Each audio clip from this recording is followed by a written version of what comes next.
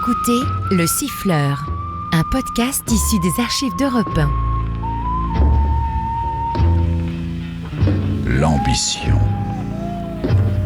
L'ambition démesurée mène parfois aux pires catastrophes. N'est-ce pas, Max? Tu te grises. Tu veux oublier les sources douteuses de tes succès et de ton argent. Et puis, un beau jour, en rentrant de vacances... Tu es en pleine forme, Max. N'est-ce pas? Mais je suis tout de même bien content de retrouver Nice. Et toi, pendant mon absence, tu as bien travaillé? Oh oui, cher associé. En un mois, j'ai tout vu. Tout vu quoi? Ce que tu as fabriqué dans notre société pendant mes 2 ans de SANA. Comprends pas. Écoute, Max. Notre laboratoire a débuté dans un hangar. Pour tout personnel, il y avait toi et moi. Et aujourd'hui, nous sommes prêts à rivaliser avec les plus grands. Tu t'en plains? Oh, il faut t'en remercier. Il me semble, oui. D'ailleurs, il va falloir réviser nos conventions, François. En toute honnêteté. Uh-huh. Si notre affaire est devenue ce qu'elle est aujourd'hui, c'est bien grâce à moi, non? Oh, uniquement. Et tu proposes? Je te rachète tes parts. Pas question. Écoute, en toute honnêteté... Oh non, 2 fois le mot honnêteté dans ta bouche, c'est trop.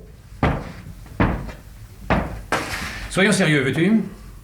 Notre affaire ne marche qu'en apparence. Depuis 2 ans, tu ne vis que de combines. Notre comptabilité est truquée, les augmentations de capitaux fictives. Et pour moi, s'il y a un miracle, c'est que tu ne sois pas en prison. Tu es un escroc, Max. Et je ne veux pas être l'associé d'un escroc. Alors retire-toi. Non. Pourquoi? Parce que j'ai dans mon coffre tout ce qu'il faut pour que ton château de cartes s'écroule et pour te faire mettre en prison. J'ai toutes les preuves de tes détournements et de tes petites saloperies. Alors demain, je prends l'avion de 17h pour Paris avec dans ma serviette toutes les pièces utiles. Mes avocats feront le nécessaire.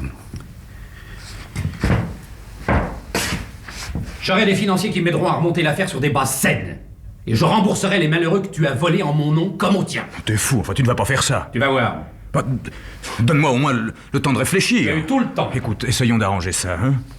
Quoi, il y a 20 ans que nous nous connaissons. Ah oui? Mais ces 20 ans ne t'ont pas empêché de me compromettre.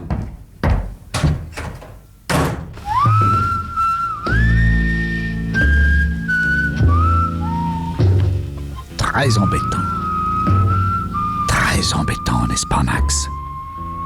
Si ton associé met le feu aux poudres, tu es fichu.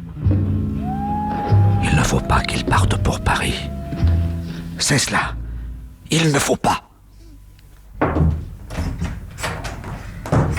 Qu'est-ce qu'il y a, Odette?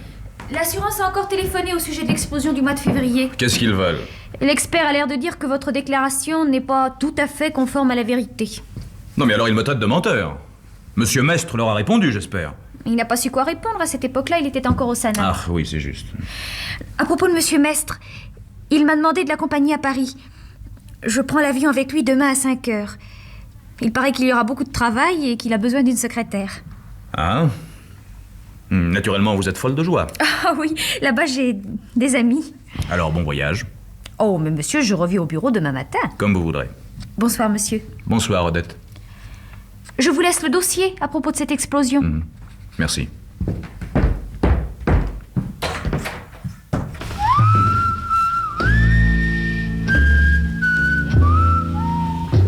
Explosion.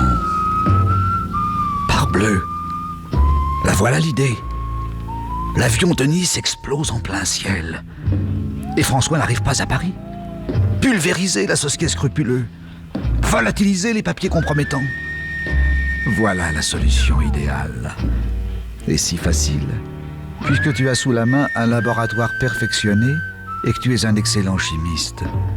Une petite nuit de travail et c'est tout. Après, comment mettre ça dans l'avion? Oh, tu trouveras bien chaque chose en son temps. Bonjour, monsieur. Bonjour, Odette. Tiens, qu'est-ce que vous avez de changé? Ma coiffure. Pour aller à Paris, je me suis fait faire une permanente. Et un rinçage. Oh, mais je vois que vous vous y connaissez. Eh bien, cette nouvelle teinte est ravissante. Vous allez me faire rougir. Ça ne vous donnera qu'un charme de plus. Mais, monsieur Lanzo... Vous vous demandez ce que j'ai ce matin. Eh bien, figurez-vous, Odette, que pendant mes vacances, je me suis dit, mais la vie est bien plus belle qu'on ne pense. Cet idiot, on ne prend jamais la peine de la regarder. Et puis, le lendemain, comme ça, j'ai pensé à vous. À moi? Ce soir-là, je me suis rendu compte que je vous voyais tous les jours et que je ne vous regardais jamais. Et j'ai essayé, comme ça, par jeu, de reconstituer les traits de votre visage. Eh bien, je n'ai pas pu. Ça n'était pas un grand malheur. Qu'en savez-vous? Et pour arranger tout, maintenant, vous me quittez. Je reviendrai. On dit ça. Odette, vous voulez faire quelque chose qui me rendrait très heureux? Ça dépend quoi? Oh, rien de compromettant, rassurez-vous. Voilà, ça me ferait très plaisir que nous déjeunions ensemble aujourd'hui. Que nous? Oui. Mais monsieur Lanzo, si on nous voit, ça va faire jaser. Non, je connais un petit coin où nous serons tout à fait tranquilles. Et là, enfin, nous pourrons faire connaissance. Oh, connaissance. Je travaille avec vous depuis 3 ans. Et nos conversations n'ont jamais duré plus de 3 minutes. C'est vrai. Alors vous acceptez? Je ne sais pas si... C'est un ordre du patron. Alors si c'est un ordre...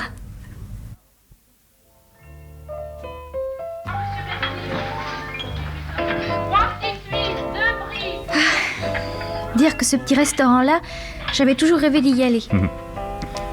Il est bon, votre champagne? Je commande une autre bouteille. Ah non, non, non, non, non, non. Je veux garder toute ma tête. Oh, que craignez-vous donc? Rien. Mais tout à l'heure, dans l'avion, si j'étais malade. Alors, il n'était pas gentil, notre petit déjeuner? Délicieux. J'ai l'impression de rêver. Quelle heure est-il? 2h30. Oh mon Dieu, mes valises qui ne sont pas faites. Je vous dépose chez vous et je reviendrai à 4h30 vous chercher pour vous mener à l'aéroport, ça va? Est-ce que vous êtes gentil?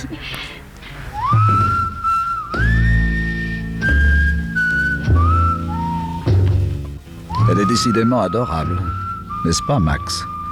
Avec son petit nez en l'air et ses yeux bleus bordés de longs cils noirs. Qui sait? Tu aurais peut-être été très heureux avec elle. Tout à fait le genre de fille à épouser. Sûrement incapable de tromper son mari. Enfin, puisqu'elle prend l'avion, affaire classée.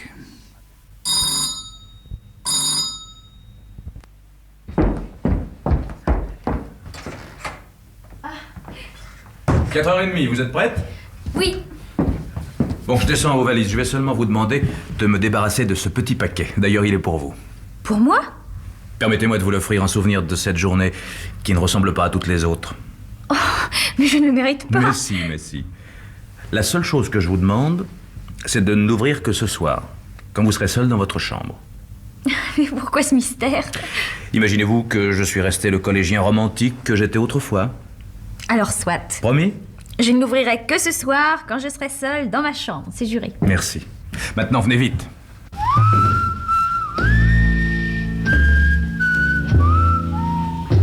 Et vous voilà en route pour l'aéroport. Dans la voiture, à côté de toi, Odette est bien sage avec sur ses genoux le cadeau que tu viens de lui faire. Si elle pouvait se douter qu'à 5h30, à 1 ou 2 minutes près, ce petit paquet va exploser. Seulement voilà, elle ne sait pas. Et dire que tu n'as même pas une pensée de pitié pour cette pauvre enfant que tu viens de condamner à mort. Tu n'en as d'ailleurs pas une non plus pour les 40 passagers qui se préparent là-bas à monter dans l'avion.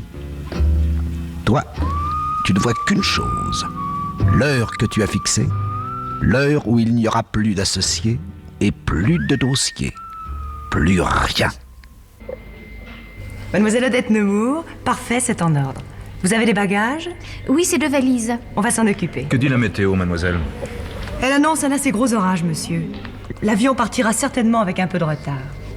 Un retard de combien? C'est difficile à préciser, monsieur.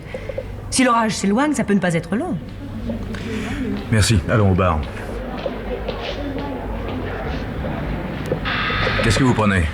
Un jus d'orange. Et moi un whisky, double. Bien, monsieur. 16h55. Vous semblez contrarié. Si vous avez affaire, ne vous gênez pas pour moi, monsieur Lanzo. Non, je reste avec vous. C'est à vous ce paquet, mademoiselle. Oui? Ne le laissez pas sur le bar, je pourrais le faire tomber. C'est peut-être fragile. Oh, vous avez raison, merci, excusez-moi. Je serais bien en peine de lui dire si c'est fragile ou non, puisque je ne le saurais que ce soir. Vous voyez, je n'oublie pas nos conventions. Bravo. Déjà 5 heures. Sans ce retard, on devrait être en train de s'envoler. Ah, tiens, voilà monsieur Mestre, là-bas. Excusez-moi, j'ai 2 mots à lui dire.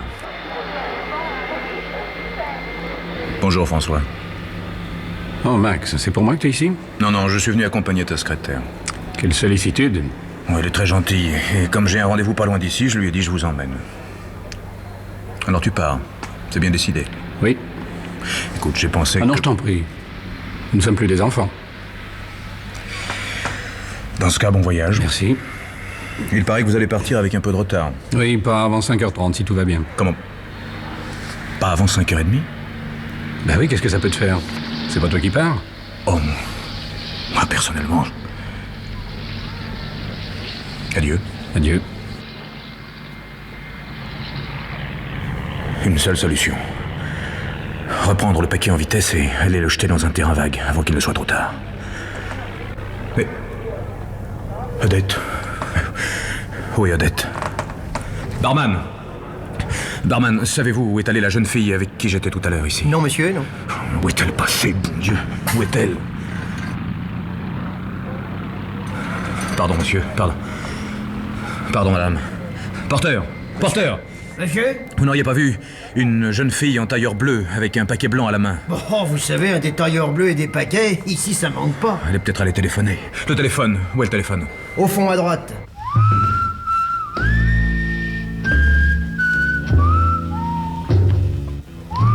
Alors là, Max, te voilà dans de beaux draps. Tu avais tout prévu sauf ça. L'avion ne s'envolera pas avant 5h30 et ta machine va exploser dans l'aéroport. Ça va faire du bruit et on ne sera pas long à trouver le responsable.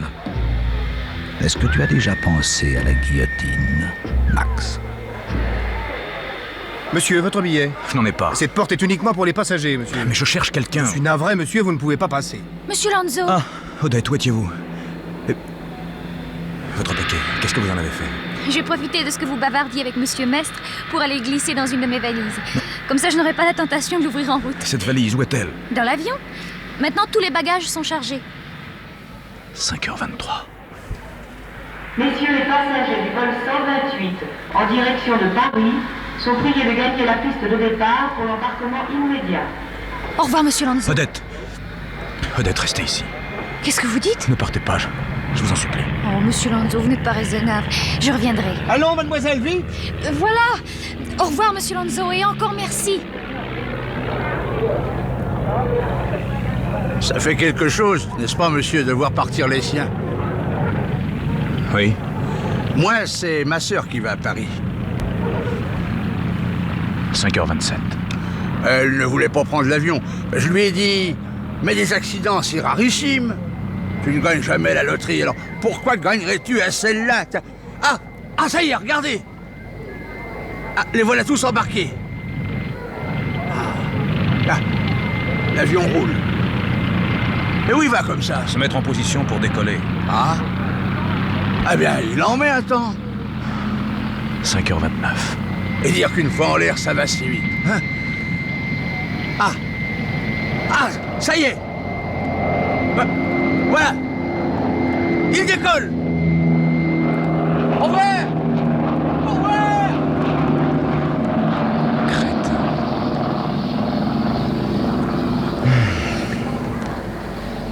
Je l'ai bien gagné, cette cigarette. Si tout va bien, l'accident va se produire au-dessus des montagnes, là-bas. 5h31. Oh, à 1 ou 2 minutes près. Monsieur a sa voiture? Oui, celle-là. Pardon? Merci. Tenez, voilà pour vous. Merci, monsieur. Au revoir, monsieur. 5h32. Tiens, qu'est-ce qu'elle fait à cette lettre sur ce siège? Mais c'est l'écriture d'Odette. Cher monsieur Lanzo, encore merci pour tout. À Paris, je penserai beaucoup à vous. Il y a pourtant un point sur lequel je ne vous ai pas dit toute la vérité. Je suis fiancé. Mon fiancé fait son service militaire à Paris et je crois vraiment que vis-à-vis de lui, je n'ai pas le droit d'accepter de vous un cadeau.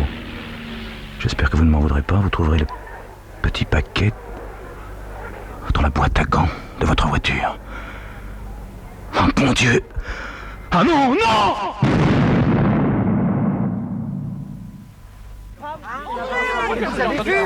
Qu'est-ce qu'il y a? Qu'est-ce qui s'est passé? La voiture est en morceaux. Il y avait quelqu'un dedans? Police, circulez. Allez, circulez, monsieur. Mais qu'est-ce que c'est? Je ne sais pas ce que c'est. Restez pas là, s'il vous plaît. Dégagez, Il y a quelqu'un dedans. Circulez, monsieur, s'il vous plaît. Enfin, monsieur, moi je pensais... Et voilà, Max. Tu avais tout prévu, sauf le dénouement. Ça arrive encore quelquefois à des gens de ton espèce. Heureusement. Vous venez d'écouter Le Siffleur, un podcast issu des archives d'Europe 1. Réalisation Julien Tarot. Production Romy Azoulay. Patrimoine sonore Sylvaine Denis, Laetitia Casanova et Antoine Reclus. Promotion Marie Corpet. Le Siffleur est disponible sur le site et l'appli Europe 1. Écoutez aussi l'épisode suivant en vous abonnant gratuitement sur votre plateforme d'écoute.